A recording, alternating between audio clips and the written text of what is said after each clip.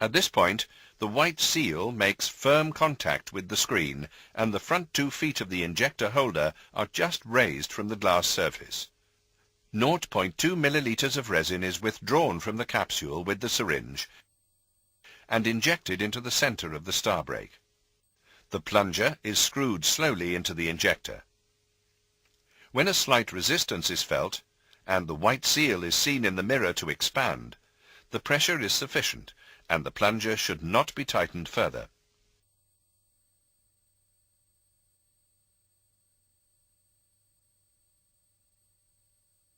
At this stage, the center of the star break appears to have been repaired, but the radiating cracks are still visible.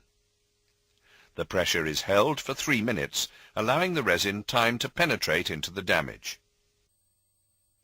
The plunger is then unscrewed about 5 millimeters and left for 30 seconds, creating a vacuum that will draw out excess air. The pressure must now be reapplied for a further 3 minutes.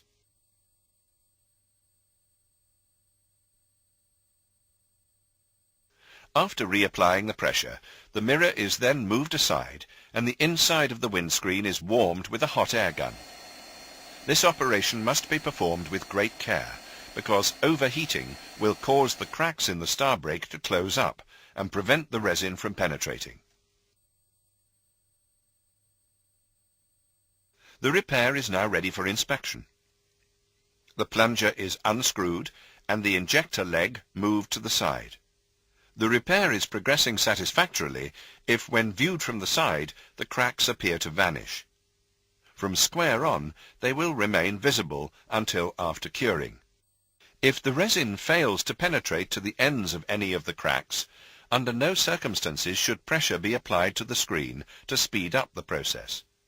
The correct procedure is to repeat the 3-minute pressure cycle while warming the inside of the glass with a hot air gun. If the repair is proceeding satisfactorily, then pit-fill resin is applied and covered with plastic sheet.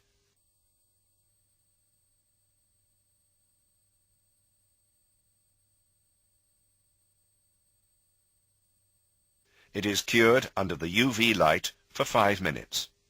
After shaving off the excess resin, the area is polished with the pit-fill polish to complete the repair.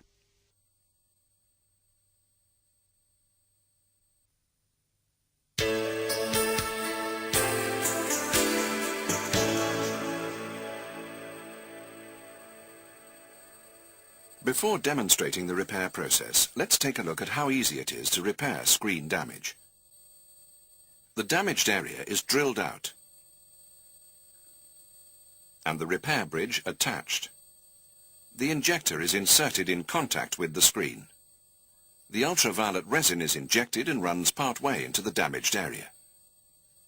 The plunger is inserted, forcing resin from the reservoir in the tip of the injector into the bullseye. When the plunger is unscrewed, a vacuum is created which sucks air out, allowing more resin to be forced in when the plunger is screwed down again. This procedure is repeated several times until the damaged area has been filled with resin and all the air has been drawn out.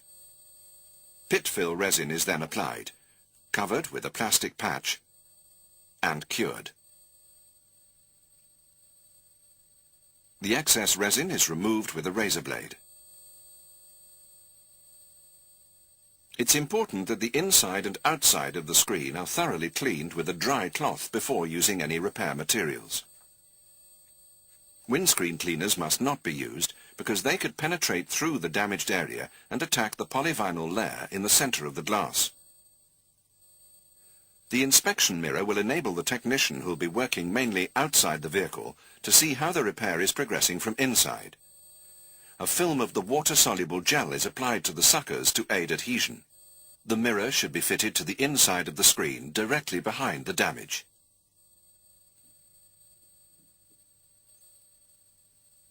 When using the drill, it's essential that the eyes are protected.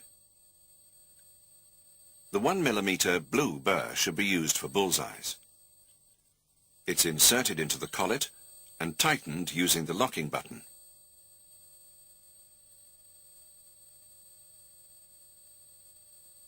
The drill is switched on and a slow speed selected. The burring operation will ensure that any dirt, grease or loose glass around the impact area are removed.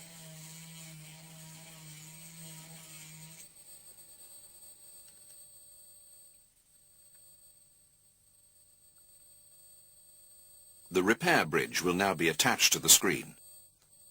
The 3 screws are backed off until they're flush with the bridge.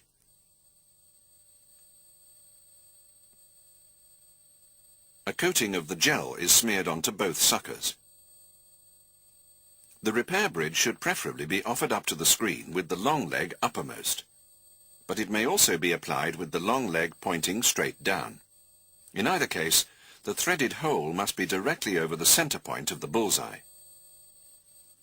With the suckers well attached, the long leg is held down. The other 2 adjusting screws are then tightened until they make light contact with the glass. The single screw at the end of the long leg is tightened, raising the leg until it's parallel to the screen surface. Finally, a check is made that the bridge is securely fixed to the screen.